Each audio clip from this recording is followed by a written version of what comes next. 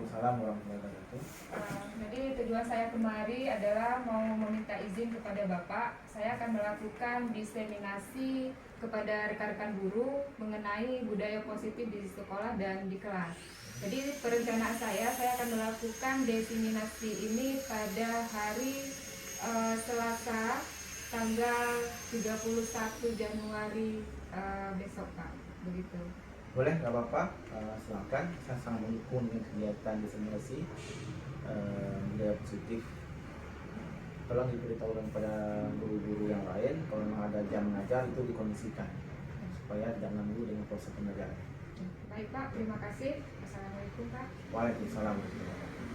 Ini memanggilmu kawan, belajar bergerak berbagi untuk negeri, guru penggerak majukan pendidikan, guru penggerak menghamba pada murid, kreatif rancang pembelajaran, hargai potensi tingkatkan prestasi, lahirkan profil pelajar Pancasila. Belajar bergerak berbagi untuk negeri, kita menjalin kolaborasi. Belajar bergerak berbagi untuk negeri, demi bakti pada Ibu Pertiwi.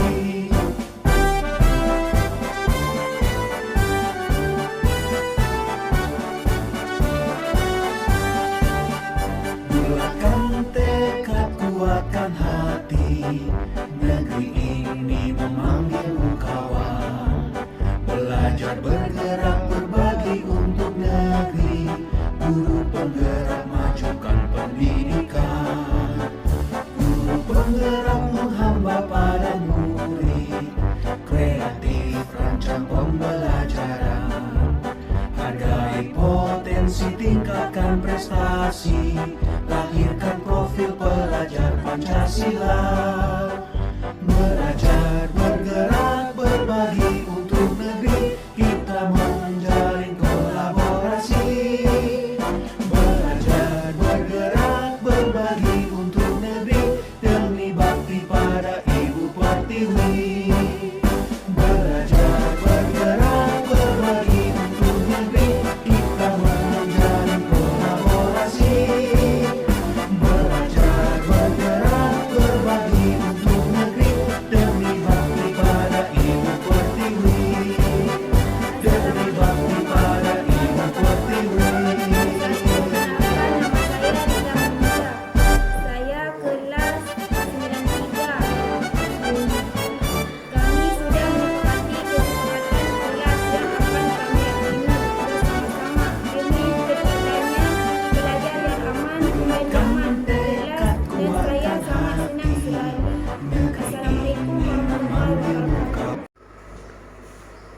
Assalamualaikum warahmatullahi wabarakatuh. Assalamualaikum warahmatullahi wabarakatuh.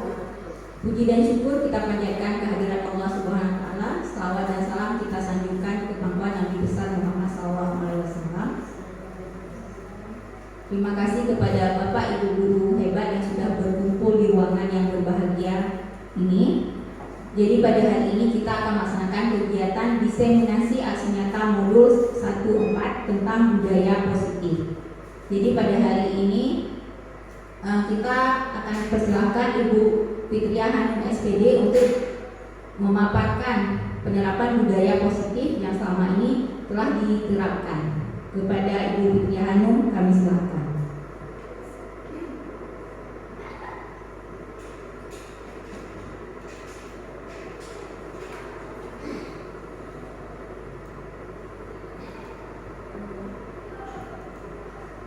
Baik, terima kasih kepada Bu Rida selaku moderator.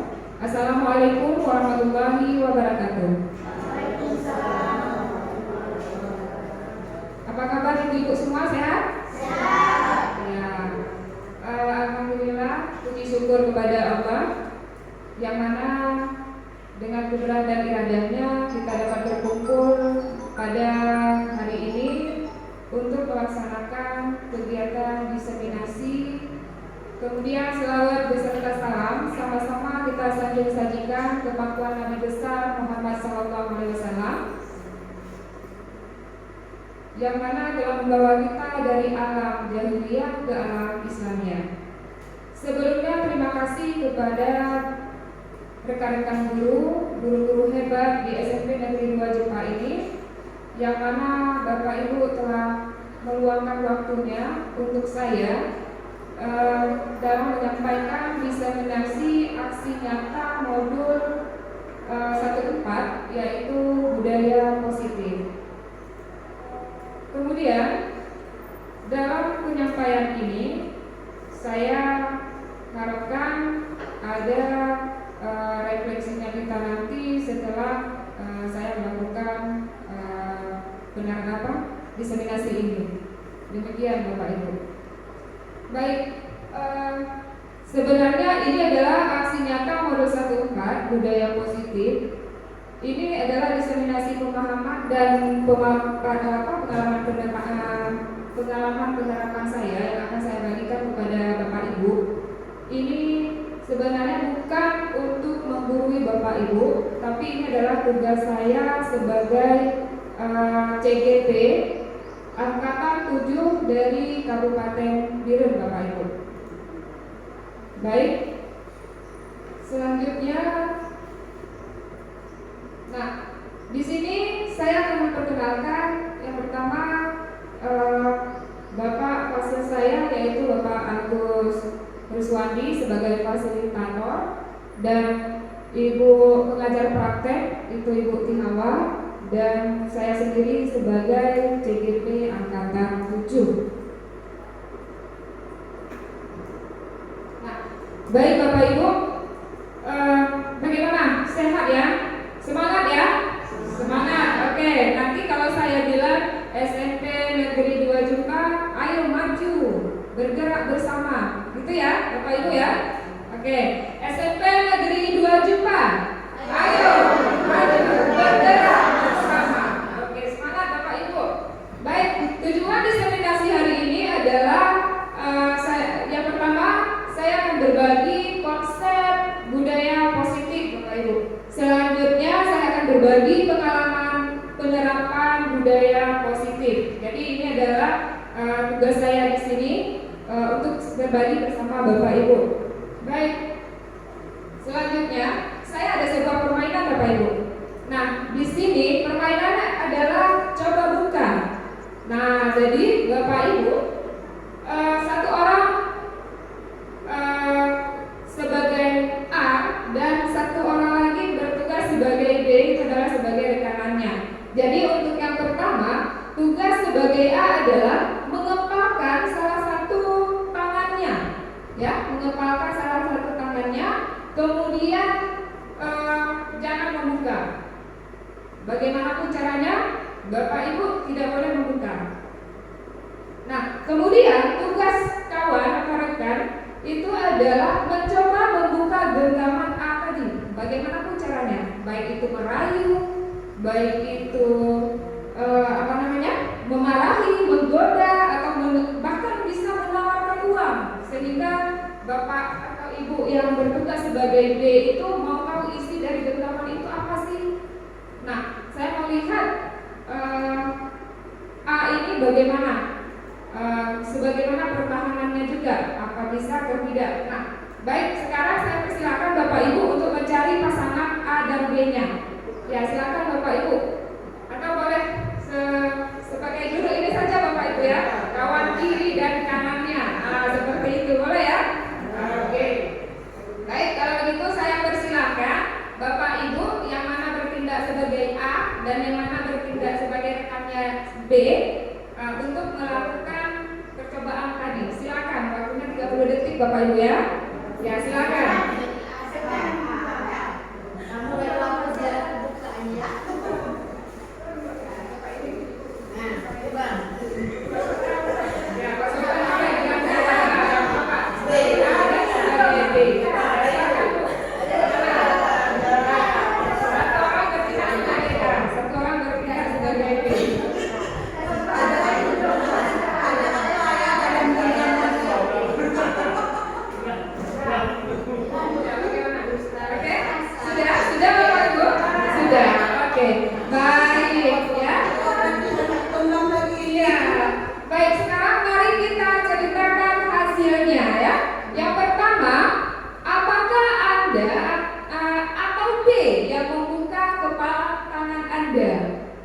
itu dia yang pertama. Yang kedua, mengapa?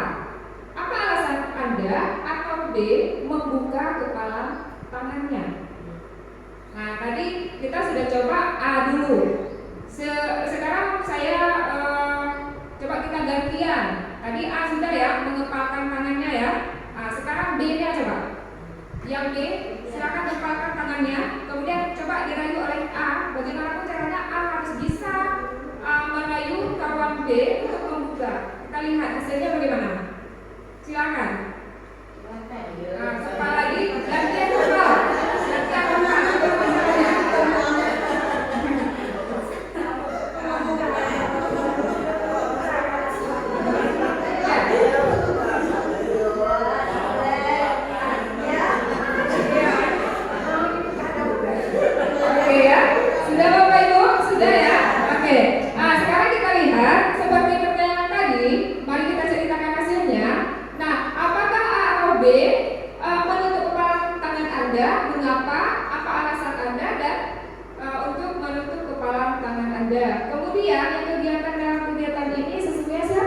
Kendali atau kontrol untuk membuka atau menutup kepala tangan Anda. Nah, saya minta perwakilan boleh mewakili 2 orang, sebagai A 1 orang dan sebagai B 1 orang. Oke, Kulika mungkin sebagai A ya. Assalamualaikum warahmatullahi wabarakatuh. Nah, tadi saya berperan sebagai A yang bertugas mengepalkan tangan, dan tadi Bu Isra berusaha membuka kepala tangan saya dan ternyata tidak berhasil. Artinya saya sebagai A punya kontrol terhadap diri saya sendiri untuk membuka ataupun menutup kepala tangan. Terima kasih. Ya, terima kasih, tepuk tangan untuk Bu Rika. Ya. Terima kasih. Sekarang saya mau minta 1 orang perwakilan dari B, mungkin dari sebelah sini, ya. Oh ya, sebagai B.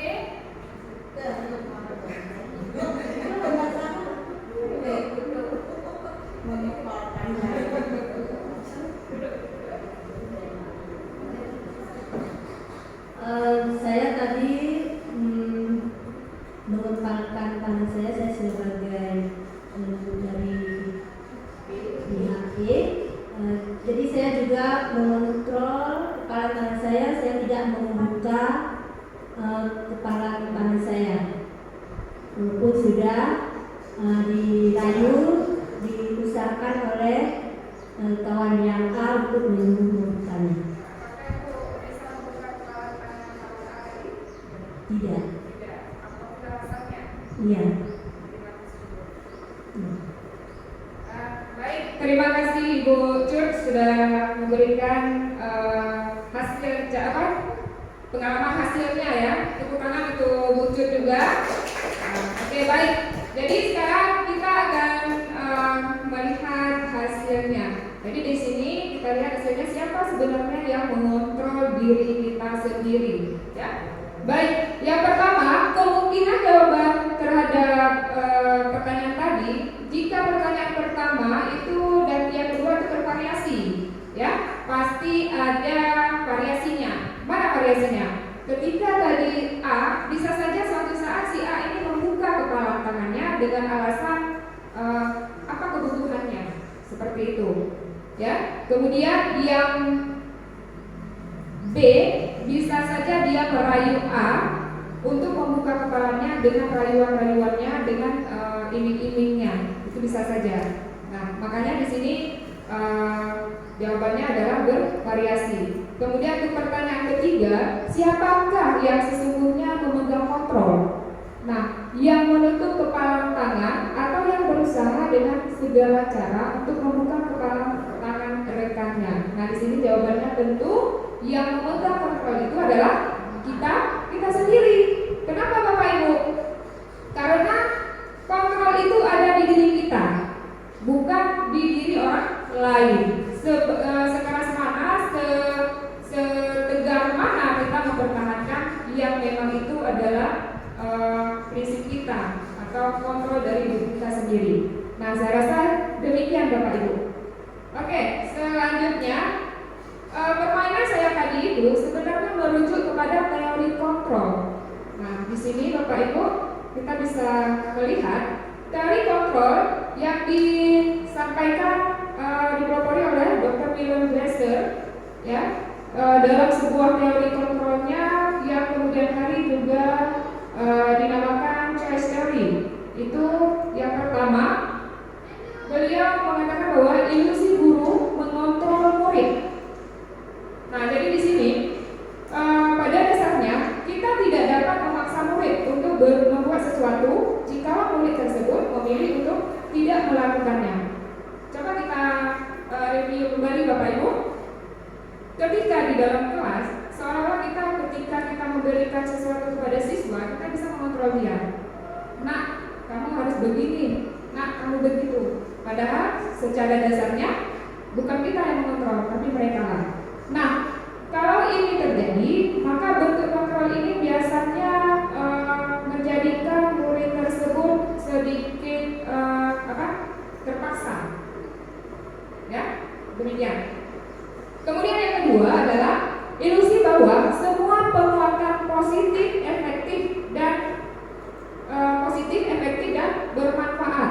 Nah, perhatikan Bapak Ibu, penguatan positif atau bujukan adalah bentuk-bentuk kontrol. Segala usaha mempengaruhi murid agar mengulangi suatu perilaku tertentu adalah suatu usaha untuk mengontrol murid tersebut. Dalam jangka waktu tertentu, kemungkinan murid tersebut akan menyadarinya dan mencoba untuk menolak bujukan kita itu tadi. Misalnya begini Bapak Ibu, kita melakukan sesuatu. Misalnya kita memberikan soal kepada siswa, memberikan tugas. Nah, di situ kita pasti mengatakan kalau ada siswa yang memang malas dalam menyelesaikan soal, pasti kita bilang, nak, ayo kerjakan. Kalau kamu tidak kerjakan, nanti ibu nggak kasih nilai. Demikian ya Bapak Ibu ya. Nah, jadi sebenarnya lambat laun siswa itu menyadari kenapa saya harus mengikuti beliau. Padahal itu kenapa beliau guru itu yang harus mengontrol saya. Karena siswa itu sendiri yang pegang kontrolnya. Nah, kemudian ilusi bahwa kritik dan membuat orang merasa bersalah dapat menguatkan karakter. Nah, mana contohnya Bapak Ibu? Menggunakan kritik dan rasa bersalah untuk mengontrol murid menuju pada identitas gagal, di mana mereka belajar untuk merasa buruk tentang diri mereka. Mereka mengembangkan dialog diri yang negatif. Kadang-kala sulit bagi guru untuk mengidentifikasikan bahwa mereka sedang melakukan perilaku ini. Mereka karena seringkali guru cukup menggunakan suara halus untuk menyampaikan pesan negatif. Bagaimana itu contohnya Bapak Ibu yang sudah kita lakukan sekarang? Memberikan kritik, kita mengkritik siswa, itu akan menjadikan mental siswa juga dia merasa bersalah, baik, saya lanjut. Dan ketiga, yang keempat adalah ilusi bahwa orang dewasa memiliki hak untuk memaksa. Bukan hanya di sekolah, di rumah juga kita merasa bahwa guru ini bisa memaksa siswa. Padahal itu tidak, itu hanya bersifat sementara dan dalam jangka panjang terjadi permusuhan kita dengan siswa karena kita memaksakan. Nah, itu dia.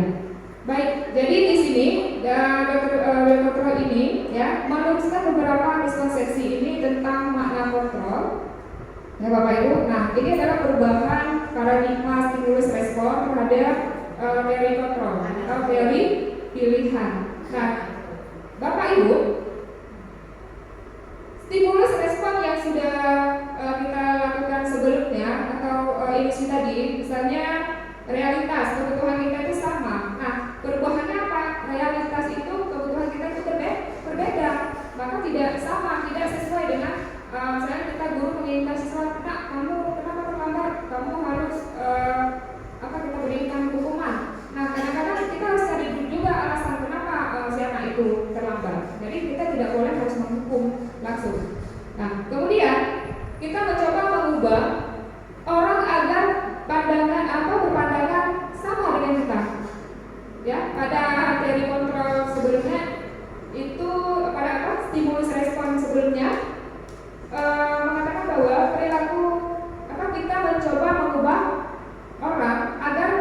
dengan sama dengan kita. Ya. Nah, pada kontrol perubahan kita berusaha memahami pandangan orang lain tentang dunia. Jadi artinya perasaan kita itu berbeda ya. Kemudian perilaku buruk dilihat sebagai suatu kesalahan. Nah, di teori kontrol semua perilaku memiliki tujuan. Ya Bapak Ibu, di sini kita bisa melihat perilaku buruk dilihat sebagai suatu kesalahan. Seperti saya contohkan tadi, jika ada anak yang menggunakan pakaian seragamnya berbeda, kita pasti dengan serta-merta dengan ada alasan peraturan kita mengatakan bahwa itu adalah salah. Ya. Nah, tanpa kita harus tahu alasan si anak itu kenapa. Nah, jadi pada perubahan teori ini kita harus memahami dulu kenapa. Jadi ada perbedaan, ya, tujuannya berbeda. Kemudian orang lain bisa mengontrol saya. Nah, kalau di perubahan teori kontrolnya adalah hanya Anda yang bisa mengontrol diri Anda sendiri. Nah, seperti yang itu tadi, permainan kita tadi, ya. Orang lain tidak akan bisa membuka kepanan tangan kita, dan kita akan mempertahankan apa yang sudah menjadi penguatan bagi kita. Misalnya, Bapak Ibu ada sesuatu yang lebih berharga, apakah Bapak Ibu akan kasih tahu orang lain? Rahasia yang memang sangat berharga rahasianya, apakah Bapak Ibu akan memberikan kepada orang lain? Tidak ya, pasti Bapak Ibu harus menyimpannya sendiri. Seandainya itu dirayu? Dipertahankan juga? Atau diingin-ingin nanti saya kasih ini loh. Bagaimana Bapak Ibu? Akan melepaskan juga? Tidak ya. Jadi mengontrol diri, yang mengontrol diri itu adalah diri kita sendiri, bukan orang lain. Kemudian saya bisa mengontrol orang lain. Apakah kita bisa mengontrol orang lain, Bapak Ibu? Jadi perubahannya adalah Anda tidak bisa mengontrol orang lain. Ya. Kemudian pemaksaan ada pada saat bujukan gagal. Nah, tadi Bapak Ibu waktu gagal membuka kepala tangan maksa tidak? Paksa ya? Ujung-ujungnya maksa ya? Apa boleh seperti itu Bapak Ibu? Tidak boleh, karena kolaborasi dan konsensus menciptakan pilihan-pilihan baru. Ada pilihan lain Bu, gak usah dipaksa, pasti ada cara lain. Nah, seperti itu. Baik, yang terakhir adalah model pemikiran menang kalah. Nah, di sini ada model pemikiran menang. Baik. Nah, menurut Stephen R. Covey dalam Principle Center Leadership tahun 1991, beliau mengatakan bahwa bila kita ingin membuat kemajuan, perlahan sedikit ubahlah sikap atau perilaku Anda. Jadi kita ubah itu adalah sikap dan perilaku kita dulu. Nah, kemudian, namun bila kita ingin memperbaiki cara-cara utama kita, maka kita perlu mengubah kerangka acuan kita. Anda melihat dunia, bagaimana Anda berpikir tentang manusia. Ubahlah paradigma Anda, skema pemahaman dan penjelasan aspek-aspek tertentu tentang realitas. Jadi intinya kita harus merubah pola pikir kita, Bapak Ibu, mindset kita terhadap apa yang kita lihat. Jadi ada perubahan. Baik Bapak Ibu, sekarang adalah pembelajaran dengan paradigma baru. Bapak Ibu, pembelajaran dengan paradigma baru dirancang berdasarkan prinsip pembelajaran yang berdiferensiasi, sehingga setiap siswa belajar sesuai dengan kebutuhan dan dari tahap pembelajarannya yang mewujudkan profil pelajar Pancasila yang terdiri dari, Bapak Ibu masih ingat pelajar Pancasila itu berapa? Ada 6 Bapak Ibu ya. Apa yang pertama? Ya, beriman, bertakwa kepada Tuhan Yang Maha Esa dan berakhlak mulia. Selanjutnya, ya, berkebinekaan global, bergotong royong, kreatif, bernalar kritis dan mandiri. Sebenarnya profil Pancasila yang dituntut sama kita ya 6 itu Bapak Ibu. Jadi yang kita jalankan sekarang itulah tuntutannya. Ya. Baik. Selanjutnya yang pertama, nah ini kita sudah masuk kepada materi kita Bapak Ibu, memahami konsep budaya positif. Baik, sebelum kita masuk Bapak Ibu masih semangat? Semangat ya? Masih semangat. Oke, kita yel-yelkan kembali ya. SMP Negeri 2 Cipta, ayo maju bergerak bersama. Oke, SMP Negeri 2 Cipta, ayo maju bergerak bersama. Oke Bapak Ibu, ternyata semangatnya luar biasa. Baik, selanjutnya memahami konsep budaya positif. Nah, Bapak Ibu, standar pendidikan nasional dalam rangka menciptakan lingkungan yang positif, maka setiap warga sekolah dan pemangku kepentingan perlu saling mendukung, menghayati, menerapkan nilai-nilai kebajikan yang telah disepakati bersama untuk dapat menerapkan tujuan mulia tersebut. Maka setiap pemimpin pembelajaran harus memiliki jiwa kepemimpinan sehingga dapat mengembangkan sekolah dengan baik agar terwujud selalu budaya positif sesuai dengan standar kompetensi pengelolaan dan yang telah ditetapkan. Tujuan mulia dari penerapan budaya positif adalah terbentuknya murid yang berkarakter, disiplin, santun, jujur, peduli, tanggung jawab, dan merupakan pembelajaran sepanjang hayat. Ya, belajar sepanjang hayat sesuai dengan standar kompetensi lulusan yang diharapkan. Jadi Bapak Ibu, budaya positif ini adalah tuntutan di mana di sini kita akan membentuk karakter, ya, yang tujuannya adalah membentuk karakter dari peserta didik kita. Jadi ini yang sangat mendominasi. Nah, selanjutnya Bapak Ibu, disiplin positif itu merupakan unsur utama ya untuk terbentuknya budaya positif yang kita cita-citakan. Nah, menurut Bapak Ibu, apa makna disiplin itu Bapak Ibu? Apa makna disiplin? Satu kata saja? Tepat waktu? Ya, boleh? Yang lain, Bapak Ibu? Mematuhi peraturan, tanggung jawab, ya. Nah, baik. Jadi identik dengan tanggung jawab, patuhi aturan, ya, seperti itu. Ya, jadi memang disiplin kerap kaitannya seperti itu. Sekarang coba kita perhatikan, kita lihat bersama. Nah, disiplin dalam pandangan umum, Bapak Ibu. Dalam pandangan umum kita, memang disiplin itu sangat erat kaitannya dengan rasa ketaatan dan kepatuhan, ya, kesetiaan. Benar sekali ya, seperti yang sudah Ibu Elvida tadi sampaikan, kemudian Bu Yusra, ya, dan Bu Ismalia, benar sekali.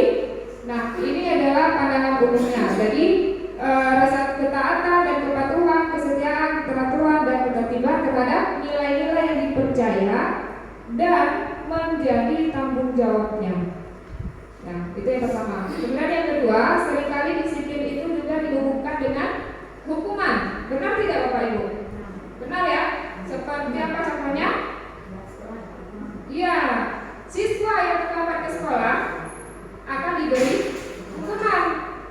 Nah, seperti itu. Padahal itu karena dia melanggar yang namanya disiplin. Jadi disiplin itu apa sebenarnya? Kemudian yang selanjutnya adalah sesuatu yang dilakukan seseorang pada orang lain untuk mendapatkan kepatuhan, mendisiplinkan, ya kan? Kita guru kan itu tugasnya mendisiplinkan siswa. Jadi siswa itu kita tuntut harus mengikuti aturan kita seperti itu. Nah, baik. Nah, jadi Bapak Ibu, itu kan tadi menurut umum ya, secara umum. Nah, ini adalah disiplin menurut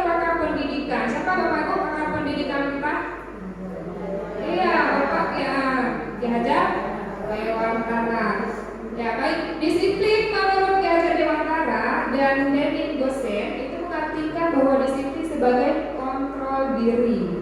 Ya Bapak Ibu, kontrol diri yaitu belajar untuk kontrol diri agar dapat mencapai tujuan mulia. Jadi sebenarnya disiplin itu kalau menurut pakar itu adalah belajar Bapak Ibu. Belajar untuk mengontrol diri. Nah seperti itu tadi, misalkan siswa kita itu terlambat datang ke sekolah. Kenapa dia terlambat ke sekolah? Artinya dia kan masih kurang mengontrol diri. Jadi untuk dia standby ke sekolah tepat waktu, dia harus membenahi dirinya. Dia harus mengontrol dirinya untuk bisa memanfaatkan waktu semaksimal mungkin sehingga dia tidak terlambat ke sekolah. Kemudian sebagai pendidik, tujuan kita adalah menciptakan anak-anak yang memiliki disiplin diri sehingga mereka bisa berperilaku dengan mengacu pada nilai-nilai kebajikan universal yang memiliki motivasi intrinsik, bukan ekstrinsik. Bapak Ibu, ada anak-anak yang mereka melakukan sesuatu itu karena faktor yang memang mereka inginkan. Ya, itu adalah faktor intrinsik, bukan ekstrinsik. Nah, seperti contoh tadi. Contoh tadi apa? Siswa ketika kita minta untuk melakukan membuat tugas atau dan lain hal, ketika mereka tidak melakukannya, kita mengatakan bahwa ayo nak, nanti kalau kamu tidak buat, ibu nggak kasih nilai. Nah, otomatis dia akan buat tugas. Nah, mungkin efeknya itu berbeda Bapak Ibu. Efeknya akan berbeda selama hanya dengan guru itu saja, karena guru itu yang memberi nilai. Apakah itu akan terjadi ke guru lain? Belum tentu. Karena kenapa? Itu didasari disiplinnya itu karena dorongan dari luar, paksaan. Ya Bapak Ibu. Kemudian kalau intrinsik, memang mereka sendiri yang akan melakukan. Nah, jadi kesadaran mereka untuk mengontrol dirinya untuk melakukan tindakan tersebut. Jadi disiplin positif itu adalah salah satu cara menerapkan disiplin yang bertujuan menumbuhkan motivasi internal dan kesadaran anak untuk menemukan sesuatu tanpa paksaan, penghargaan maupun hukuman. Jadi di situ mereka diusahakan untuk mengontrol diri tanpa harus ada penghargaan, harus ada paksaan, ya sehingga bisa melakukan sesuatu bagi mereka. Baik, Bapak Ibu kita lanjut. Nah, selanjutnya ini kami menuju pada teori Gosen. Apa teori Gosen? Teori motivasi perilaku manusia. Yang pertama, untuk menghindari kenyamanan atau hukuman. Ya, itu motivasi eksternal. Bapak Ibu pernah lihat nggak siswa datang sekolah cepat? Pernah Bapak Ibu tanya? Tidak. Kamu kenapa datang cepat? Yang terlambat sering Bapak Ibu ya. Oke. Kalau yang terlambat, boleh juga kita akan membahas dulu yang terlambat. Seandainya ada anak terlambat, karena ini terlambat, otomatis pihak guru kebiasaan kasih hukuman ya Bapak Ibu ya, paling nggak ngetik sampah ya, atau bisa juga kita buat hukumannya yang lebih positif seperti pembacaan surat-surat pendek dan seterusnya. Nah, oke, dia hari ini sudah terlambat. Untuk besoknya, mungkin dia tidak terlambat lagi. Apakah Bapak Ibu ada pernah tanya? Nah, kenapa hari ini kamu tidak terlambat seperti itu? Tidak tanya. Seandainya tanya, apa yang dia jawab? Iya, takut akan hukuman. Jadi dia disiplin itu bukan karena dari diri saya sendiri, tetapi karena dorongan ekstrinsik tadi, takut karena ada hukuman. Nah, tadi ke siswanya. Sekarang saya tanya Bapak Ibunya. Bapak Ibu takut terlambat itu kenapa Bapak Ibu? Takut apa ya? Iya ya?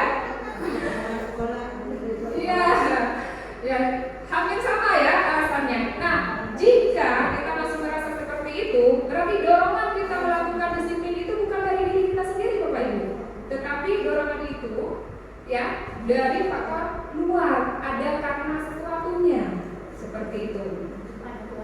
Iya, seperti itu Bapak Ibu. Baik, ada juga yang kedua adalah untuk mendapatkan imbalan dari orang lain, institusi. Misalnya apakah apa yang akan saya dapatkan apabila saya melakukannya. Nah Bapak Ibu, di kita juga ada, mungkin di tempat lain, ketika kita melakukan tugas yang memang itu bukan tugas kita, pernah tidak Bapak Ibu melakukannya? Pasti pernah ya. Misalnya tugas saya ini, tapi saya mau melakukan itu. Nah, ada sebagian juga berpendapat bahwa melakukan sesuatu itu mengharapkan imbalan, maka dia melakukannya, mendisiplinkannya, ya.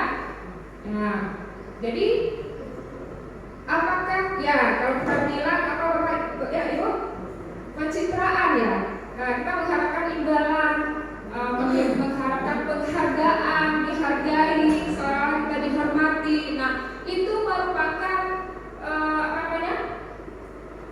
dorongan dari luar juga, bukan dari dalam. Jadi yang diinginkan di sini bagaimana? Untuk menghargai diri sendiri. Saya datang ke sekolah cepat, saya menghargai diri saya sendiri.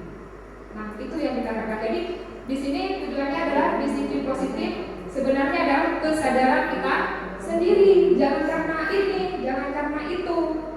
Demikian juga siswanya. Siswa ketika dia melakukan sesuatu, jangan pernah siswa itu kita ayo nak, kamu lakukan ini, nanti saya kasih nilai kamu yang bagus. Nah, itu hanya berefeknya sementara Bapak Ibu, dan berefeknya hanya mungkin dengan guru satu itu. Nah, ketika lama-lama mereka menyadari kenapa seharusnya saya lakukan itu, atau mereka menginginkan sesuatu di luar itu. Baik, Bapak Ibu, kita lanjut. Nah, jadi bagaimana cara kita sebagai guru untuk menerapkan disiplin positif kepada murid sehingga terbentuk budaya positif? Ayo Bapak Ibu, bagaimana caranya? Yang sudah kita lakukan selama ini, bagaimana Bapak Ibu? Ya? Ada Bapak Ibu, cara Bapak Ibu menanamkan budaya positif kepada murid sehingga terbentuk budaya positif, disiplin positifnya? Ya, mungkin dari Ibu Ika kita minta pendapatnya. Nah, yang selama ini sering kita lakukan menanamkan disiplin positif kepada murid biasanya dengan memberikan hukuman ataupun memberikan penghargaan dan apresiasi. Terima kasih kepada Bu Ika. Jadi selama ini kita memberi hukuman atau penghargaan ya untuk mendisiplinkan. Tapi tadi teori itu kan sudah kita bahas ya, bahwa teori itu merupakan teori ekstrinsiknya. Nah, Bapak Ibu, ada beberapa hal yang bisa kita lakukan dengan memahami konsepnya terlebih dahulu. Ya, jadi ada beberapa hal bisa kita lakukan untuk membudayakan budaya positif itu dengan beberapa cara. Yang pertama, didukung oleh penghargaan. Ya. Yang kedua, konsep hukuman, konsekuensi, dan restitusi. Selanjutnya, 5 kebutuhan dasar manusia. Kemudian penerapan keyakinan kelas, 5 posisi kontrol, dan segitiga restitusi. Baik Bapak Ibu, kita lihat yang pertama dulu. Nah, didukung oleh penghargaan. Apa itu? Nah, didukung oleh penghargaan, bahwa penghargaan berlaku sama dengan hukuman, dalam arti meminta untuk membujuk seseorang melakukan sesuatu untuk memenuhi suatu tujuan tertentu dari orang yang meminta atau membujuk. Misalnya apa? Nah, ini berpengaruh terhadap jangka pendek dan jangka panjang. Mana contohnya jangka pendek atau jangka panjang? Nah, Bapak Ibu, seperti tadi, nah, tolong selesaikan ini, nanti Ibu kasih nilai yang bagus.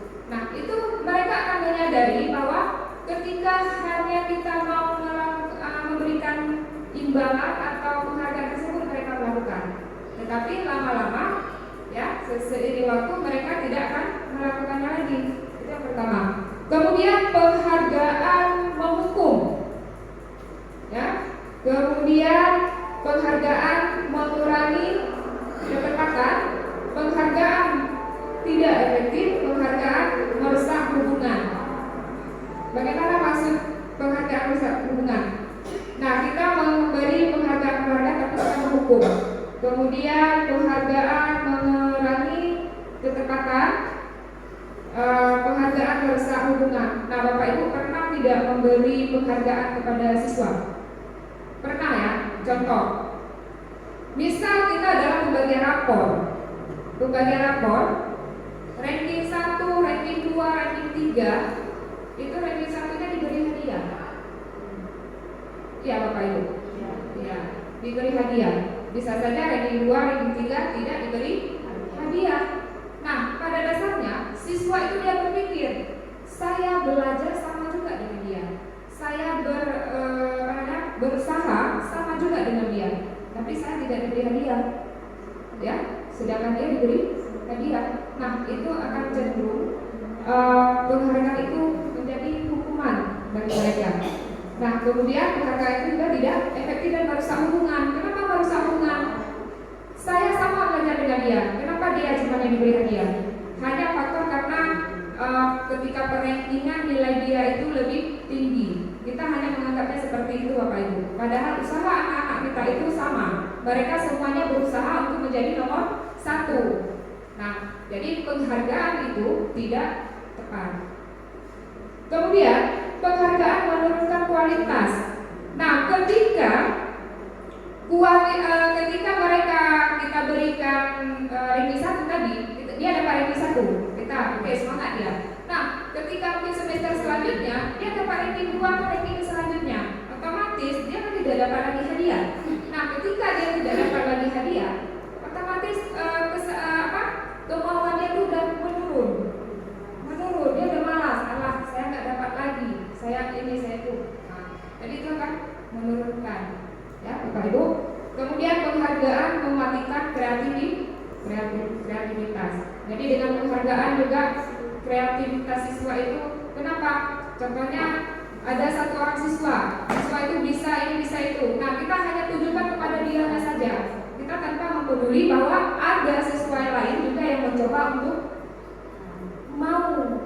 Nah, jadi itu juga mematikan kreativitas anak. Selanjutnya penghargaan mengurangi motivasi intrinsik. Nah, seperti itu tadi Bapak Ibu yang sudah saya jelaskan tadi, bahwa ketika penghargaan itu kita berikan, ya, itu akan mengurangi motivasi intrinsik siswa. Jadi kesadaran dia untuk disiplin diri sendiri itu tidak ada, kemauan dari diri sendirinya itu tidak ada. Dia hanya mengharapkan karena hadiah, makanya mereka mau melakukan sesuatu itu.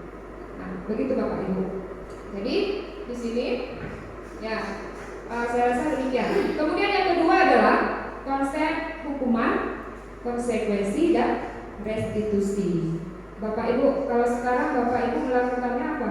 Kalau anak-anak melakukan pelanggaran disiplin, kita kasih apa? Hukuman ya? Hukuman. Nah, apa hukumannya dengan konsekuensi Bapak Ibu? Konsekuensi, hukuman, ya, mungkin ada sedikit perbedaan. Baik Bapak Ibu, mungkin setelah pemaparan ini Bapak Ibu akan lebih memahami mana yang dikatakan konsekuensi, mana dikatakan dengan hukuman. Bapak Ibu, hukuman itu sebenarnya bersifat tidak terencana dan tiba-tiba. Murid tidak tahu apa yang akan terjadi.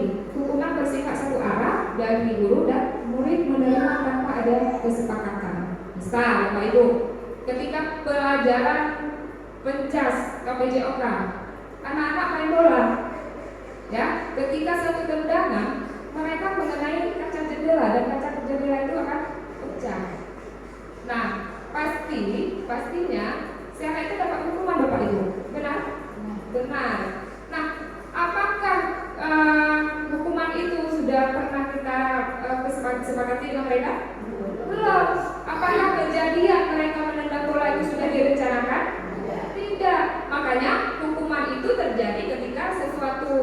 kesalahan yang dilakukan secara tidak sengaja, jadi dia bersifatnya tidak tidak terencana. Jadi kita melakukan hukuman. Nah, hukuman yang kita berikan itu pasti satu arah, ya tidak? Kamu mau jangan tolak. Nah, kamu harus apa misalnya? Kamu harus ganti. Mau tidak mau sesuai itu harus ganti. Karena kita melakukan kesepakatan dengan dia langsung. Nah, itu salah satu bentuk dari hukuman. Kemudian bentuk konsekuensi. Konsekuensi itu cirinya sudah terencana atau sudah disepakati dan sudah dibahas. Umumnya bentuk-bentuk konsekuensi sudah disediakan oleh guru dan murid. Sudah mengetahui bentuk konsekuensi yang akan diterima atas kesalahannya. Contohnya mana Bapak Ibu? Ya silakan Bu Isra, mungkin bisa sama Bu Isra ada contohnya. Silakan Bu Isra. Contoh untuk kelas 2 ya. Ini saya sudah sepakati dengan anak-anak. Itu setiap hari polpennya yang perempuan dikasih masuk ke dalam kantong. Kalau tidak polpennya kita yang punya lagi. Kemudian bisa terjadi keributan di kelas, polpen saya sudah hilang, dulu dan sebagainya. Jadi siapa yang melakukan kesalahan itu, maka nanti ibu yang akan bertindak. Terima kasih Bu Isra, bagus sekali contohnya ya. Kita beri aplaus dulu ya untuk Bu Isra dan lebih semangat Bapak Ibu. Baik, benar sekali. Jadi konsekuensi itu adalah sebuah bentuk hukuman, tapi sudah kita sepakati bersama. Misalnya tadi Bu Isra mengatakan bahwa masalah pulpen. Nah, siapa yang kehilangan pulpen? Sebelumnya Bu Isra mengatakan bahwa anak-anak semua pulpennya itu dikantongin, dimasukkan ke kantong, dijaga sendiri karena banyak kasus kehilangan pulpen di kelas. Nah, jadi kalau ada yang kehilangan lagi, maka Bu Isra yang akan memberikan hukumannya. Nah, anak-anak di situ mereka sudah tahu bahwa ini ada hukuman, tahu dia. Jadi ketika ada kasus lagi, kemudian ada siswa kehilangan lagi dan kedapatan siapa yang mengambil, maka Bu Yusra akan memberi hukuman dan siswa itu tahu, oh nanti saya pasti kena hukuman, tahu dia, karena atas kesalahannya. Nah, itu juga sudah disepakati. Atau dari ibu-ibu lain mungkin ada contoh satu, silakan Ibu. Ya, tidak ada. Oke, baik. Kalau tidak ada kita lanjutkan. Jadi seperti itu ya Bapak Ibu. Konsekuensi itu sudah direncanakan. Ada seperti kepatuhan tata tertib sekolah atau tata tertib kelas. Kita sepakati salah satunya misalnya tidak boleh membuang sampah sembarangan Bapak Ibu. Nah, sebelum mereka masuk kita sudah menjelaskan anak-anak sampah tolong dibuang ke tempatnya. Jika ada yang melakukan pelanggaran, maka hukumannya salah satunya adalah harus membersihkan sampah di sekeliling kelas, bisa seperti itu. Nah, anak-anak sudah tahu. Jadi ketika mereka melakukan pelanggaran, maka hukuman itu yang akan mereka jalani. Itu sudah tahu. Itu yang perbedaan antara hukuman dengan konsekuensi. Baik. Kemudian salah satu yang selanjutnya adalah restitusi. Apa itu restitusi Bapak Ibu? Restitusi adalah proses pendekatan untuk menciptakan kondisi bagi murid untuk memperbaiki kesalahannya sehingga mereka bisa kembali pada kelompoknya dengan karakter yang lebih kuat. Bapak Ibu, ketika siswa sudah melakukan kesalahan, apa yang mereka rasakan? Bapak Ibu pernah tanya tidak? Misalnya siswa yang sudah kena hukuman tadi ambil sampah atau terlambat ke sekolah, kita suruh dia ambil kutip sampah. Bapak Ibu pernah tanya perasaan kamu bagaimana? Merasa menyesal ya? Kesal ya, kesal. Ya, apa lagi yang dirasakan? Banyak ya perasaannya ya. Malah marah-marah lagi sama gurunya. Ya, kenapa harus begini, kenapa harus begitu. Baik, jadi untuk menyelesaikan itu semua Bapak Ibu, ada sebuah proses yang disebut dengan proses restitusi, di mana proses itu siswa kita tidak akan merasa dia sedikit terzalimi lah istilahnya, dan dia akan memperbaiki kesalahannya, sehingga dia ketika kembali lagi ke kelompoknya atau kembali lagi ke kelasnya, dia merasa puas dan dia merasa termotivasi untuk tidak melakukannya lagi, dan dia merasa lebih tidak merasa malu lagi atas kesalahannya itu, tapi dia akan memperbaiki dirinya. Baik, selanjutnya Bapak Ibu, nah ini dia. Setelah saya paparkan tadi, saya minta Bapak Ibu di sini kita akan melihat ya sebagai bentuk refleksinya. Ini ada tindakan guru dan pilihannya ada hukuman atau konsekuensi. Ini adalah bentuk-bentuk contohnya. Baik, Bapak Ibu, saya akan membacakan atau kita bisa melihat sama-sama di layar. Di sini ada tindakan guru. Silakan Bapak Ibu memilih yang mana itu konsekuensi, yang mana itu yang berupa hukuman. Ya, baik. Yang pertama adalah mencatat 100 kali di dalam buku. Kalimatnya, saya tidak akan terlambat lagi karena terlambat ke sekolah. Nah, itu hukuman atau konsekuensi Bapak Ibu? Hukuman ya. Oke, kita simpan dulu jawabannya Bapak Ibu ya. Kemudian yang kedua, lari mengelilingi lapangan basket 2 kali karena terlambat hadir ke sekolah. Hukuman Bapak Ibu? Bukan konsekuensi. Bukan. Konsekuensi? Oh, yang di atas konsekuensi, yang di bawah hukuman. Dua-dua hukuman. Oke, bervariasi sekali ya Bapak Ibu ya. Baik, kita lihat selanjutnya.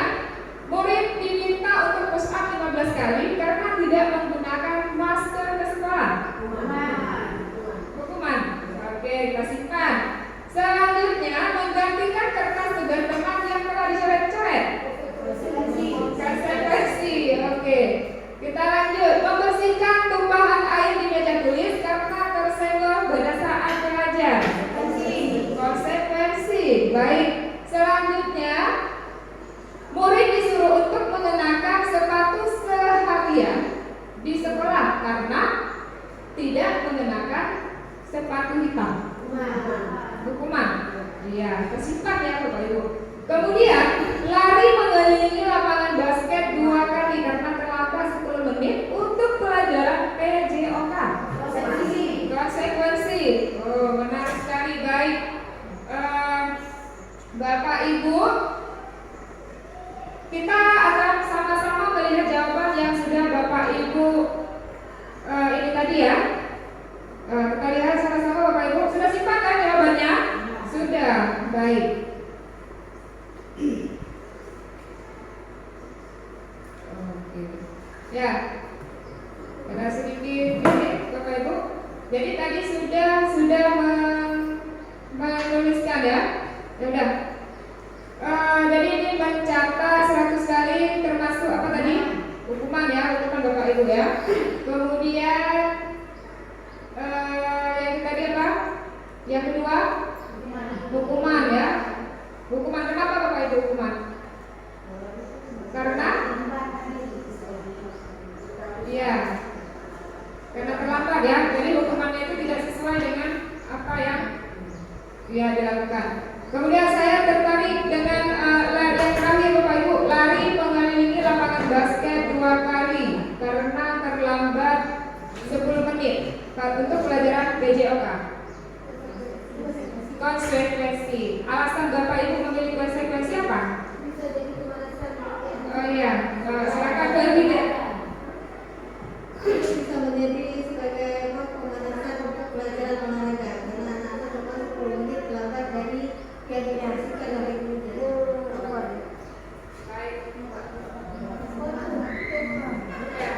Oke, ada jawaban lain juga tambahan dari Pak Sultan.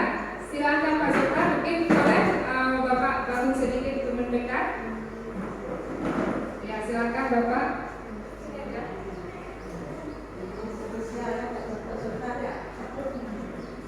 Baik, terima kasih atas kesempatannya Bu. konsekuensi. Dikarenakan kita di saat membuat sebuah aturan itu nanti sudah disepakati sama siswa apa konsekuensinya jika terlambat, atau apapun itu yang memang sudah ada aturan nanti dilanjutkan dengan keyakinan siswa, jadilah dia sebuah kesepakatan. Makanya itu termasuk ke konsekuensi. Baik, terima kasih Pak Sultan.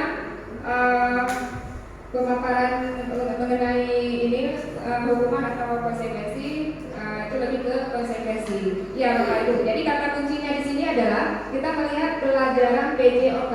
Nah, lari mengelilingi lapangan, ya, lapangan basket itu kan bagian dari olahraga juga. Jadi sesuai itu dengan pelajarannya. Tapi seandainya mengelilingi lapangan atau seperti itu tadi push up, tapi karena tidak menggunakan masker, nah itu agak, iya, karena ini konsekuensi sesuai Bapak Ibu ya, pelajaran yang itu tertinggal, jadi hukumannya itu sesuai dengan apa yang akan dipelajarinya. Baik Bapak Ibu, oke, untuk semangatnya, coba kita semuanya berikan aplaus dulu ya Bapak Ibu ya. Nah, sekarang baru kita masuk yang ketiga, itu adalah keyakinan kelas. Nah, mengapa tidak peraturan saja? Mengapa harus keyakinan kelas? Mengapa harus peraturan saja? Mengapa tidak peraturan saja? Mengapa harus keyakinan kelas? Di mana perbedaan antara peraturan itu dengan keyakinan itu? Mana Bapak Ibu? Kalau peraturan itu mungkin lebih ke satu pihak yang membuat dan pihak lain dituntut untuk melaksanakan.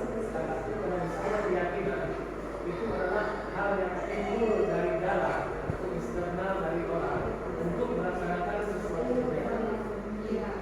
Baik Pak Sultan, terima kasih. Jadi menurut Pak Sultan kalau peraturan itu aturan yang memang sudah melekat gitu Pak ya, yang aturan memang satu arah seperti itu. Tapi kalau keyakinan itu akan timbul dari diri sendiri, dari diri mereka. Baik Bapak Ibu.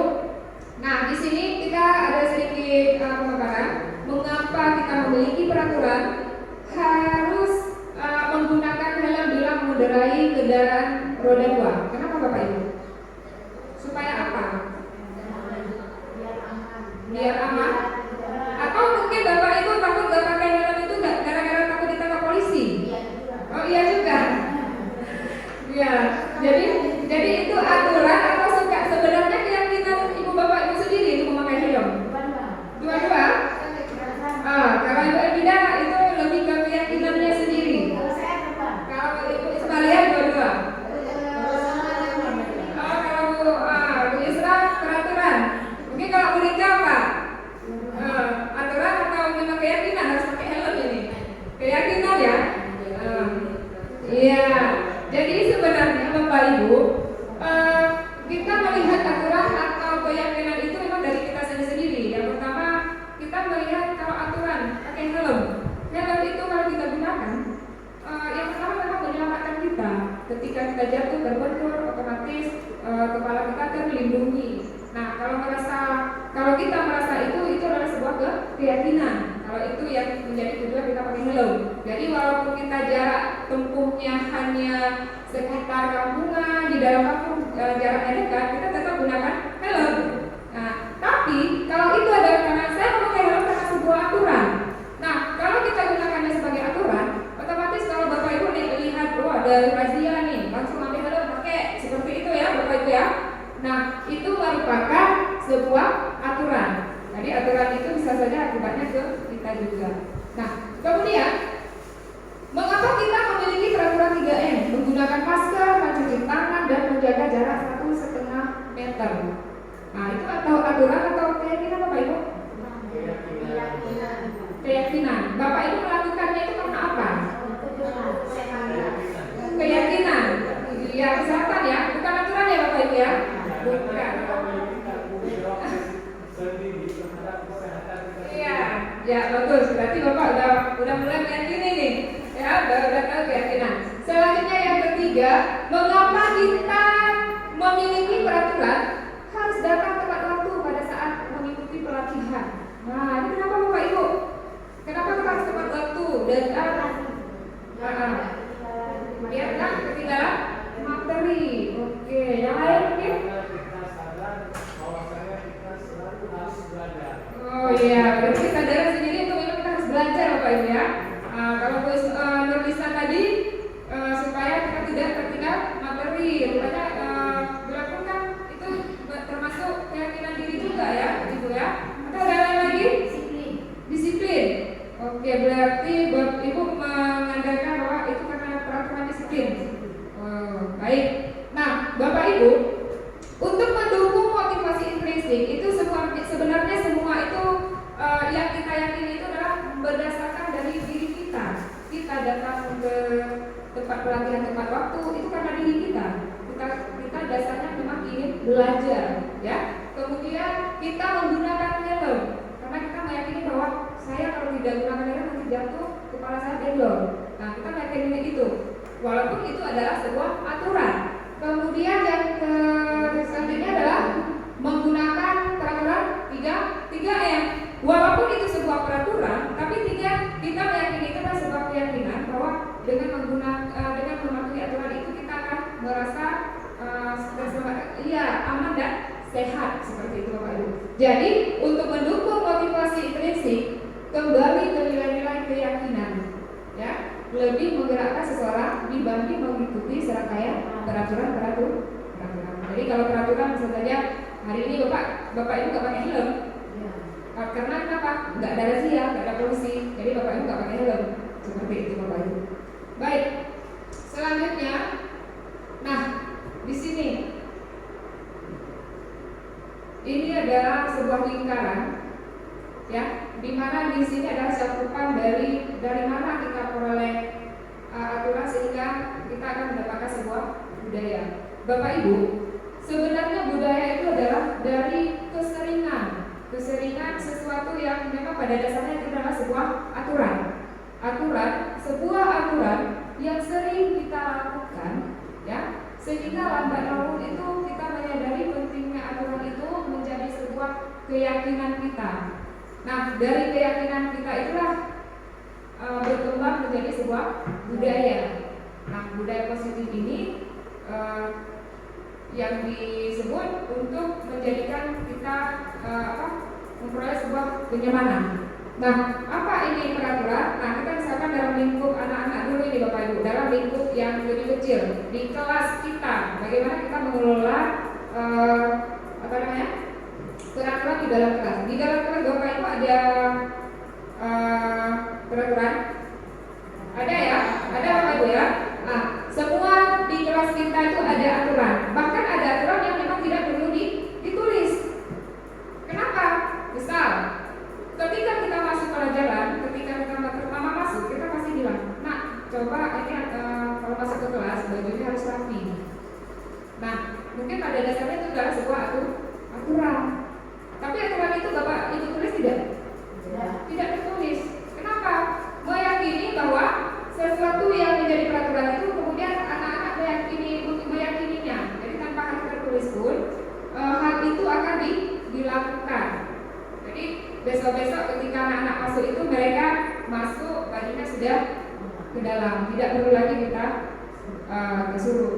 Ya, kemudian itu akan menjadi sebuah keyakinan kelas. Nah, ketika mereka masuk dan itu sudah menjadi keyakinan kelas, besok-besoknya dia datang ke sekolah sudah rapi, rambutnya bagus, datang tepat waktu, kelasnya sudah beres, sudah rapi, sudah bersih. Nah, kemudian akan menciptakan lingkungan yang positif. Bapak Ibu, ada tegur lagi nggak siswanya kalau kelasnya sudah bagus, sudah bersih? Ada? Ini kenapa? Seperti enggak kan? Tapi kalau kotor kita tegur ya. Nah, itulah yang menjadikan dari keyakinan kelas itu menciptakan sebuah kenyamanan yang positif. Jadi kita tidak harus marah dulu masih ayo bajunya dirapikan. Nah, seperti itu Bapak Ibu. Nah, dari lingkungan positif itu ya lama-lama maka jadilah sebuah budaya. positif. Jadi nanti Bapak Ibu di kelas bisa dikembangkan ya yang seperti itu. Baik, selanjutnya, nah Bapak Ibu ini ada dua seperti poster juga. Saya mau tanya, yang mana yang merupakan keyakinan kelas? Sebelah kiri ini atau sebelah sini? Yang pada dasarnya semuanya itu hampir mirip. Yang pasti kedua-duanya itu ada kesepakatan. Kita buat bersama di kelas dengan siswa. Kemana Bapak Ibu? Sebelah kanan? Sebelah kanan atau sebelah kiri Bapak Ibu? Kanan? Ya, kanan. Kalau kanan, kesepakatan kelasnya adalah kami guru dan murid yang saling menyayangi. Begitu? Kemudian kami murid yang semangat belajar. Semangatnya itu Bu ya. Kemudian kami murid yang peduli dengan teman-teman. Jadi kata kuncinya saling menyayangi dan semangat. Sedangkan sebelah kiri merupakan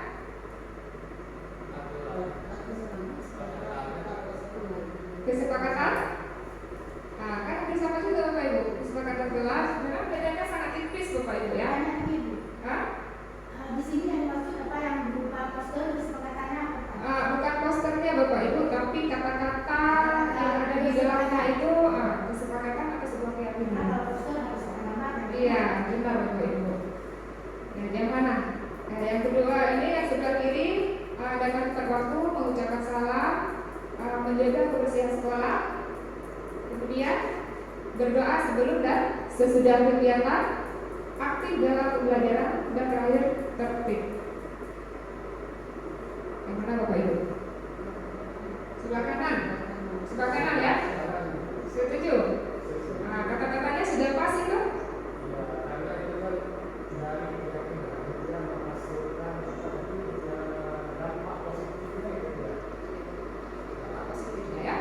Baik, jadi sepakat kita ya?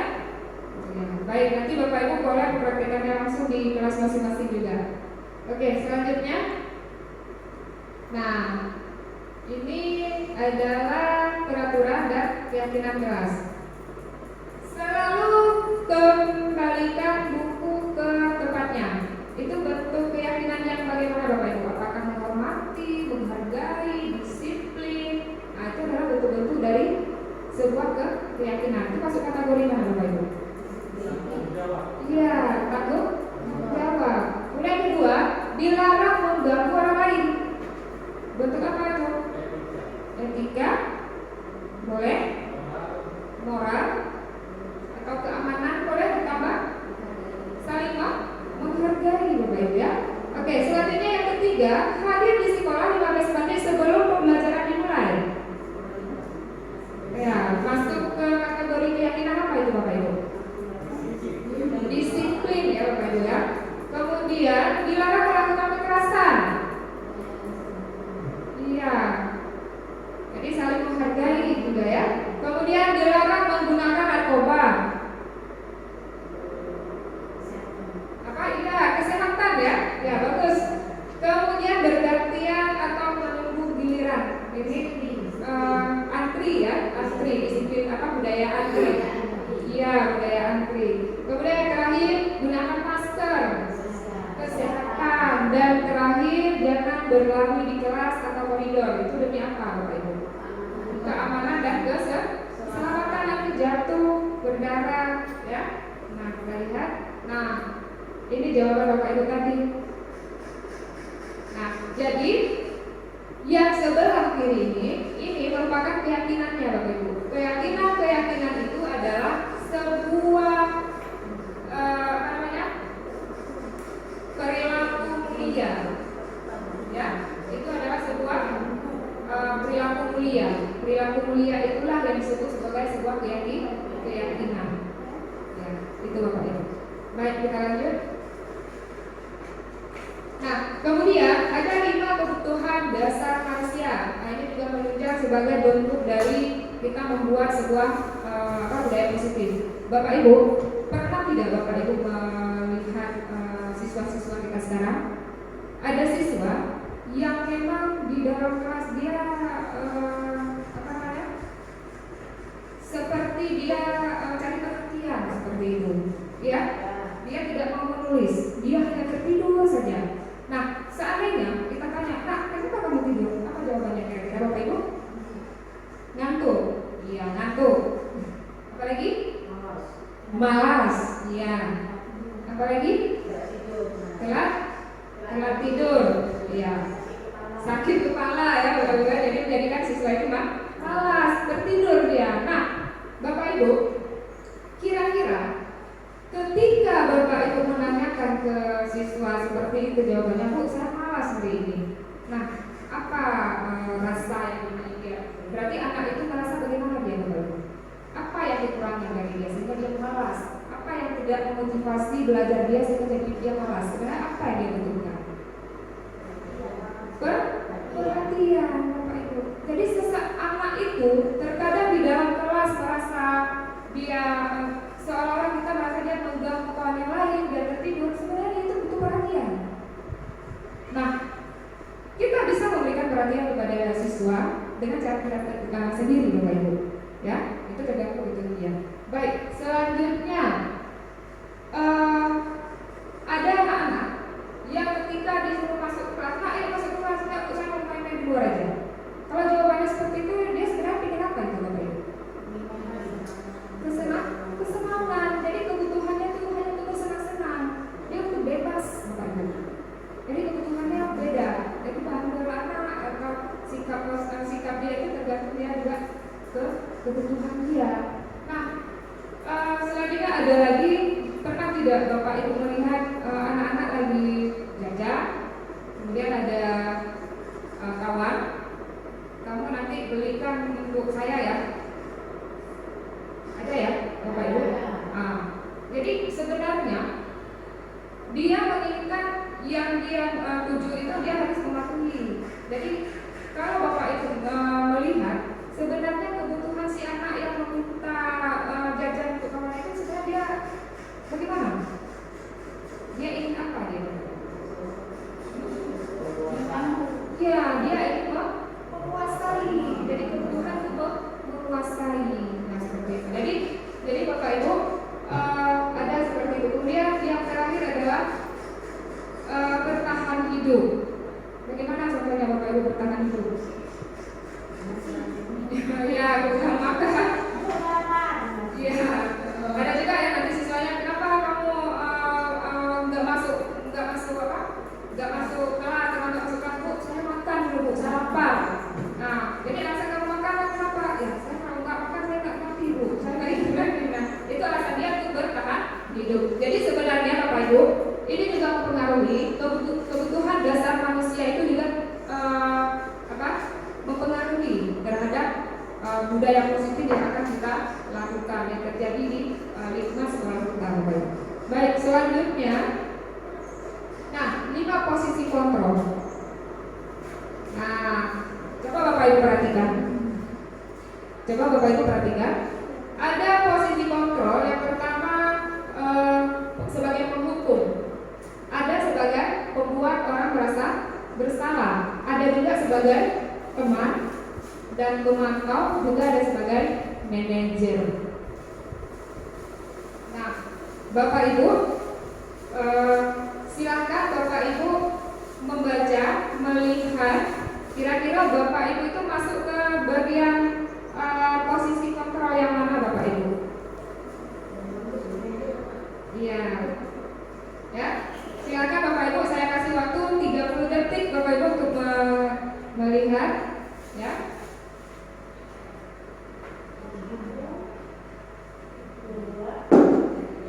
Ya, yang pertama sebagai penghukum, ya. Yang kedua sebagai pembuat merasa bersalah. Yang ketiga sebagai teman. Keempat sebagai pemantau. Yang kelima sebagai manajer.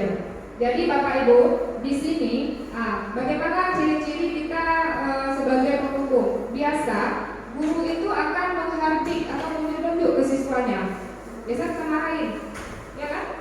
Saya siswa itu terlambat ke sekolah, pasti gimana?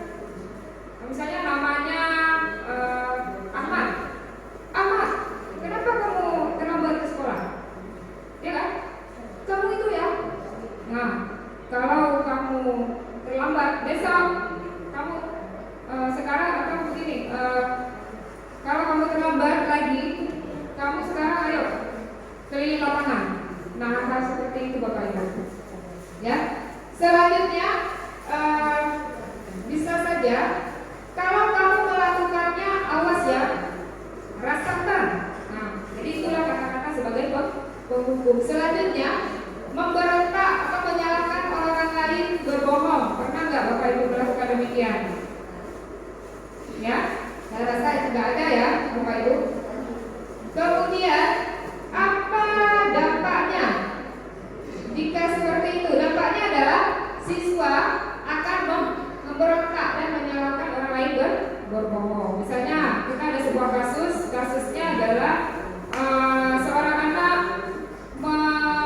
bermain bola, kemudian dengan bola itu dia melempar terkena kaca jendela. Nah, dengan kaca jendela, siswa guru itu menghukum dengan mengatakan bahwa kamu ya, kenapa kamu pecahkan kaca jendela itu? Udah tahu kan, kenapa kamu harus main di situ? Nah, bahkan sikap guru lebih cenderung ke situ Bapak Ibu. Nah, di sini hasilnya apa? Siswa itu akan berontak. Saya enggak Bu, bukan saya. Pasti dia berontak. Ya, kemudian dia bisa menyalahkan orang lain. Bukan saya Bu, tapi mereka, dia Bu. Nah, itu cenderung. Nah, kemudian bagaimana kita katakan dengan dunia berkualitas? Murid meletakkan guru di luar dunia berkualitas. Jadi kalau kita seperti itu, penilaian siswa terhadap kita itu sudah tidak berkualitas. Nah, selanjutnya ke membuat merasa bersalah. Bapak Ibu pernah tidak, misalnya siswa terlambat datang, terus Bapak Ibu tanya, "Nak, kenapa kamu terlambat datang?" "Oh, saya terlambat bangun Bu." "Kenapa kamu terlambat bangun?" Nah, seperti itu. Kamu tidak tahu kalau kamu terlambat gara-gara kamu nanti itu kena tegur. Nah, seperti itu. Nah, jadi merasa bagaimana siswa yang seolah-olah tadi terlambat, dia merasa kenapa ya gara-gara saya nanti itu kena tegur ya, saya nggak jadi nggak enak ya, nah, siswa. Jadi dia merasa bersalah. Jadi guru ini yang membuat dia merasa sebagai rasa bersalah.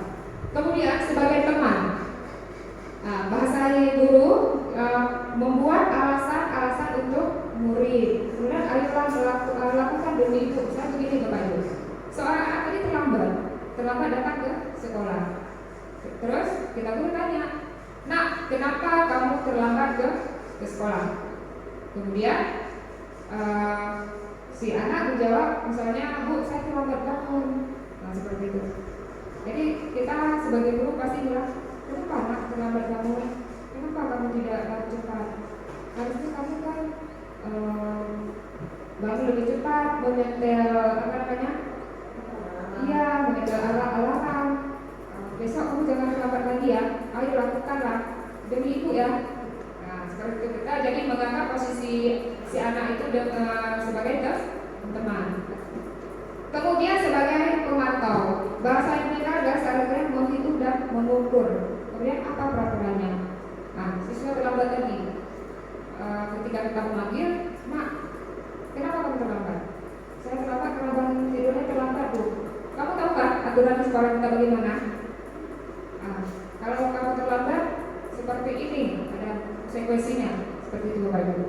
Nah, jadi ini hasilnya adalah menyesuaikan diri bila diawasi. Jadi kalau kita awasi dia tidak mau terlambat, tapi begitu kita tidak awasi, nah seperti itu lagi. Jadi itu mengakibatkan tidak efektif. Selanjutnya sebagai manajer, nah ini adalah posisi kontrol yang paling sukses dan paling berhasil Bapak Ibu. Bagaimana? Nah, kita di sini kita mengajukan beberapa pertanyaan kepada siswa. Kita menanyakan kepada siswa, "Kenapa kamu terlambat?" Ya, kenapa kamu terlambat? Dan kata-kata yang kita gunakan itu kata-kata yang sopan dan halus. Nah, di sini hasilnya apa? Akan menguatkan pribadi siswa. Baik, Bapak Ibu. Nah, dari 5 posisi kontrol tadi, Bapak Ibu, sekarang coba Bapak Ibu lihat. Di sini ada beberapa pernyataan-pernyataan dan silakan pilih posisi kontrol siapa yang melakukannya. Yang pertama, "Saya kecewa sekali dengan kamu." Itu siapa Bu tadi? Iya, sebagai apa Bu? Sebagai pemantau kah? Sebagai teman? Pemantau, tadi posisi kontrolnya kan ada 5 Bapak Ibu ya. Ada sebagai pertama? Iya. Nah ini dia, ada sebagai penghukum, pembuat merasa bersalah. Iya, ada sebagai teman, ada sebagai pemantau, dan ada sebagai manajer Bapak Ibu. Ya silakan. Nah, saya kecewa sekali dengan kamu. Berbuat bersalah. Kamu tidak pernah benar melakukannya. Penghukum. Kemudian ayolah lakukan demi ibu atau demi bapak. Teman ya. Kemudian apakah kamu mau mendapatkan stiker bintang hari ini? Itu sebagai teman. Oke, kita simpan Bapak Ibu ya. Di atas teman. Pemantau. Oh iya, pemantau. Kemudian bagaimana kamu bisa menyelesaikan masalah ini? Manajer. Selanjutnya terakhir, kamu selalu yang paling terakhir. Apa? Pembuat rasa bersalah. Oke, kita lihat jawabannya Bapak Ibu. Nah, ini dia. Penghukum ya. Jadi yang tadi saya kecewa sekali ya, dia membuat rasa bersalah. Nah, apakah ini berpengaruh terhadap siswa? Berpengaruh Bapak Ibu. Berpengaruh terhadap siswa. Jadi kalau kita sebagai penghukum, otomatis siswa itu merasa dendam dengan kita. Kalau kita hanya sebagai seorang teman, bisa saja ketika kita melakukannya hanya sebatas itu saja mereka mau. Ketika dengan guru lain mereka tidak. Nah, jadi mana yang posisi kontrol yang paling diharapkan di sini? Ini adalah posisi kontrol manajer Bapak Ibu, ya. Baik, kita lanjutkan. Nah, segitiga restitusi Bapak Ibu, ini adalah tindak lanjut dari posisi kita sebagai manajer tadi. Jadi apa yang kita lakukan sebagai manajer ini? Dalam sebagai manajer ada step-step yang kita lakukan untuk memberi pemahaman ke siswa, ya. Nah, di sini Bapak Ibu, yang pertama adalah menstabilkan identitas. Apa itu? Untuk membuat anak yang merasa gagal karena berbuat salah menjadi positif terhadap dirinya sendiri. Jadi itu langkah pertama. Kita menanyakan ke siswa, "Nak, kamu tahu tidak apa salah kamu tadi?" Kita tanya, "Tahu Bu, salah saya tadi misalnya saya nggak pakai sepatu Bu." Jadi seperti itu. Jadi berbuat salah itu kita meluruskan lagi. Nah, membuat salah itu memang manusiawi sekali. Semua orang pernah melakukan kesalahan. Jadi walaupun si anak ini dia sudah melakukan kesalahan, tapi positive thinking dia itu adalah merasa iya. Berarti semua orang memang punya kesalahan. Jadi tidak terus-terus kita memojok ke siswa. Selanjutnya, validasi kebutuhan, yaitu membantu murid mengenali basic atau kebutuhan dasar yang ingin dipenuhi ketika melakukan kesalahan. Pada dasarnya, setiap tindakan manusia tujuannya adalah memenuhi basic need. Ya, apakah itu power, freedom, love, and belonging, fun atau survival. Nah, di sini guru akan berkata, kamu bisa saja kan melakukan hal yang lebih buruk, tapi kamu tidak melakukannya. Kamu pasti punya alasan mengapa kamu melakukannya. Itu identik Bapak Ibu. Ya, apa yang penting bagi kamu? Nah, seperti tadi siswa tadi terlambat, kemudian kita tanya, ya, kenapa? Ya, kamu pasti punya alasan kan? Kenapa kamu tidak pakai sepatu? Jadi kita tidak harus, oh kamu pakai sepatu ya, sini. Oh kamu pakai sendal, sini. Sendalnya saya ambil. Tidak seperti itu Bapak Ibu. Kita juga harus menghargai siswa, menanyakan ke dia, kenapa? Ya, kenapa kamu tidak menggunakan sepatu? Nah, selanjutnya ini adalah proses dari yang kedua, validasi kebutuhan. Kemudian yang ketiga ketiga, Bapak Ibu, adalah menanyakan keyakinan. Setelah siswa itu kita tanyakan alasan dia, kemudian kita tanyakan kembali ke dia, kamu tahu tidak keyakinan kamu sebenarnya apa? Bukan keyakinan agama ya Bapak Ibu ya, tapi keyakinan dia terhadap aturan itu bagaimana? Nah, apa nilai yang kita percaya di kelas atau di sekolah Anda? Nilai-nilai universal apa yang telah kita sepakati? Jadi kan anak-anak itu tadi buat kesepakatan kelas atau keyakinan kelas. Kita tanya balik ke dia, nah supaya kamu ini nggak pakai sepatu, apa yang sudah kamu langgar? Atau apa yang sudah kamu langgar dari keyakinan kamu? Baik Bapak Ibu. Nah, ini adalah contoh segitiga restitusi yang sudah saya buat, ya. Ini adalah salah satunya saya buat dengan menggunakan siswa, di mana siswa ini tidak mengikuti upacara bendera. Jadi saya ketahuan siswanya tidak ikut upacara bendera. Ya. Baik Bapak Ibu.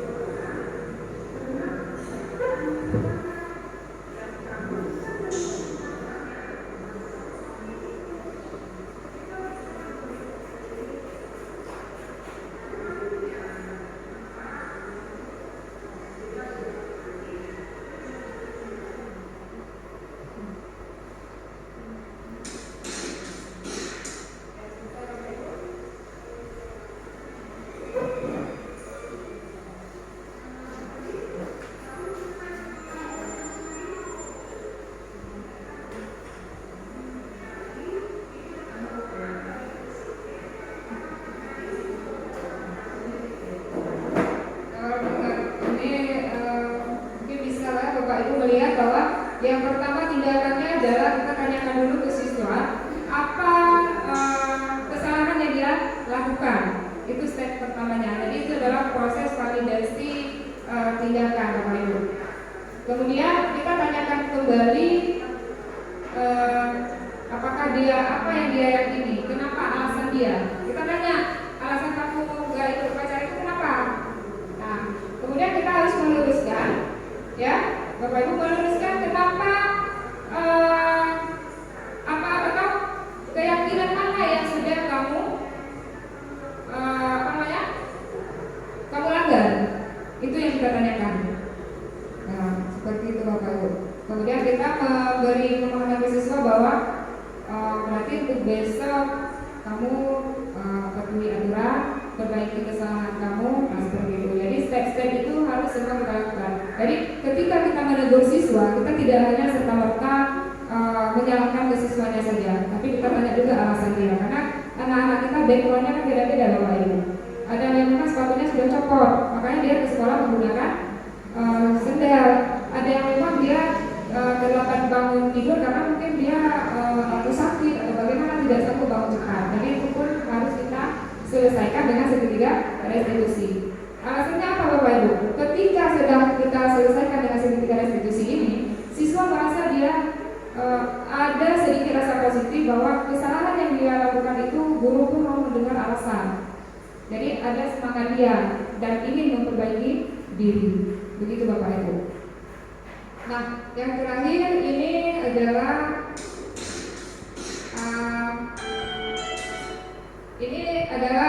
keyakinan kelas Bapak Ibu.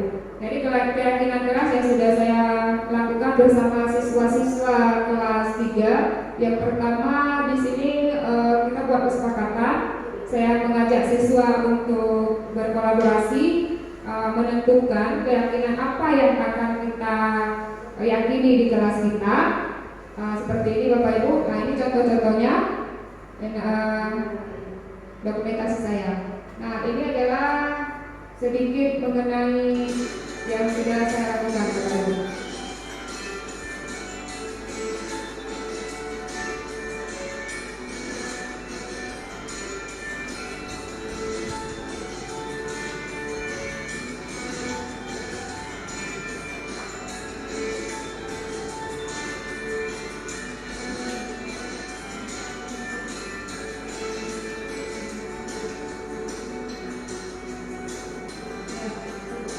Ini proses proses membuatnya ya, mereka sedang berpikir untuk melakukan apa yang harus kita buat, apa yang harus kita tulis, keyakinan yang akan dilakukan.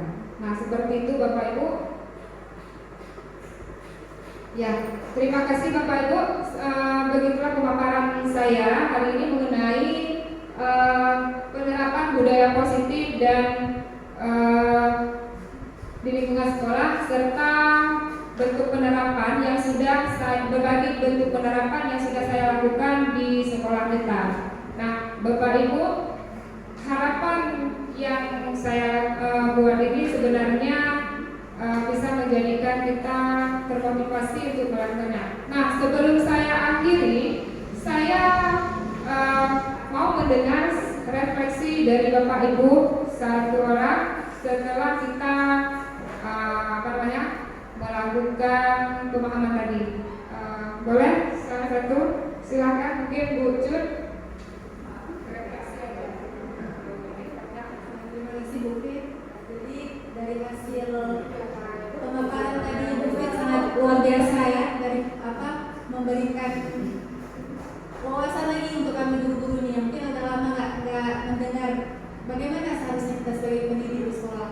Jadi mendapat wawasan baru, pengetahuan baru tentang bagaimana kita menghadapi peserta didik, mulai dari cara ada perbedaannya antara hukuman dan konsekuensi, kemudian bagaimana kita dalam melihat karakteristik peserta didik ya yang beragam, agar tidak ada, ibaratnya jangan ada peserta didik itu merasa dendam dengan kita, memperlakukan mereka ketika mereka membuat indisclaimer ya, tidak tertib, di melawan peraturan sekolah, bagaimana cara kita menghadapi mereka. Jadi sangat luar biasa Bu Fit, terima kasih atas informasinya kepada kami, mudah-mudahan bisa kami aplikasikan di sekolah. Baik, terima kasih Bu Fit. Terima kasih Bu Cut. Saya minta aplausnya dong buat Bu Cut. Ya, Bapak Ibu semangat, semangat ya. Baik, jadi berakhir tadi refleksi dari Bu Cut, sangat luar biasa refleksinya. Semoga apa yang sudah kita sampaikan, pemahaman yang sudah saya sampaikan tadi bisa sama-sama kita aplikasikan dengan kawan-kawan rekan-rekan siswa kita, dan bisa kita lakukan untuk selanjutnya.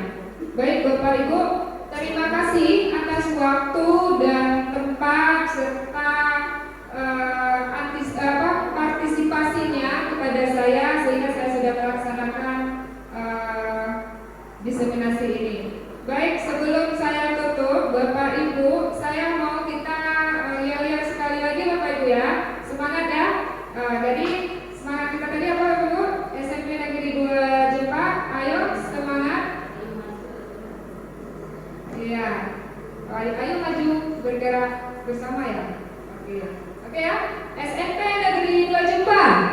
Ayo maju bergerak bersama.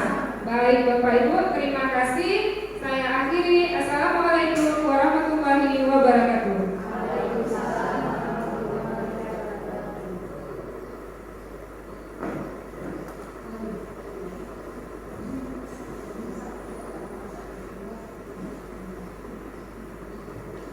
Terima kasih kita ucapkan kepada Bu Fitria Hanum yang sudah memaparkan penerapan budaya positif, dan terima kasih atas ilmu yang luar biasa tentang beberapa perubahan paradigma baru, bagaimana kita membedakan antara hukuman, konsekuensi, dan restitusi. Mudah-mudahan kita juga bisa sebagai pendidik untuk mengubah posisi kontrol kita yang selama ini mungkin berada pada posisi kontrol hukum, bergerak menjadi posisi manajer dan mencoba menerapkan praktik segitiga restitusi jika ada siswa kita yang bermasalah nanti ke depannya. Terima kasih Bapak Ibu kami ucapkan atas kehadirannya pada kegiatan diseminasi ini. Mohon maaf apabila ada kekurangan. Wassalamualaikum warahmatullahi wabarakatuh.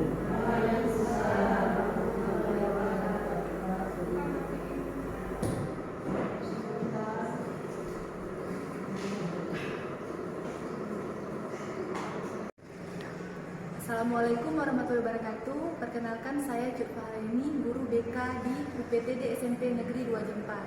Saya sangat senang menjadi peserta diseminasi kepada kegiatan menciptakan budaya positif di lingkungan sekolah yang dilakukan oleh calon guru penggerak Angkatan 7. Terima kasih saya ucapkan karena telah memberikan informasi dan wawasan kepada kami terkait bagaimana membedakan antara hukuman, konsekuensi, dan restitusi. Kami sebagai peserta mendapatkan informasi baru serta pemahaman baru bagaimana cara melakukan pendisiplinan kepada peserta didik, serta kami juga mendapatkan wawasan bagaimana membuat keyakinan kelas agar tercipta budaya positif di dalam kelas. Terima kasih kepada Ibu yang telah sharing ilmu kepada kami. Assalamualaikum warahmatullahi wabarakatuh. Assalamualaikum. Waalaikumsalam. Silakan duduk, Nabil. Terima kasih Bu. Nabil, tahu kenapa Ibu memanggil kamu kemari? Tidak tahu. Tidak tahu. Tadi Ibu dapat laporan dari guru piket bahwa Nadir sudah beberapa kali tidak ikut upacara. Apa benar? Benar. Nadir, setiap orang pernah melakukan kesalahan dan kamu bukan satu-satunya orang yang melakukan kesalahan itu. Kita bisa menyelesaikan ini bersama-sama. Kamu pasti punya alasan kenapa kamu sudah beberapa kali tidak mengikuti upacara. Kalau boleh Ibu tahu, apa alasan kamu tidak ikut upacara? Badan saya lemah Bu dan ngantuk. Saya kurang tidur karena begadang atau bolak sampai larut malam. Wah, pasti seru sekali. Namun, apakah kamu yang sudah kamu lakukan sudah sesuai dengan keyakinan kelas kita? Tidak Bu, karena saya tidak ikut upacara tanpa izin Bu. Kamu masih ingat dengan keyakinan kelas kita? Kira-kira keyakinan kelas yang mana yang belum kamu terapkan? Ingat Bu, tertib menuju kegiatan upacara. Nah, kira-kira apa yang bisa kamu lakukan untuk menerapkan apa yang sudah kamu yakini? Saya minta izin kepada guru piket Bu. Mungkin ada yang lain lagi? Saya harus tidur cepat dan tidak boleh begadang dalam malam. Sehingga besoknya saya sanggup melaksanakan kegiatan Bu sekolah Bu. Bagus sekali. Nah, berarti kamu sudah paham bahwa kita harus tertib pada keyakinan kelas kita, ya? Iya Bu, insya Allah saya akan berusaha untuk lebih tertib lagi. Baik Nadir, sekarang kamu boleh kembali. Terima kasih Bu.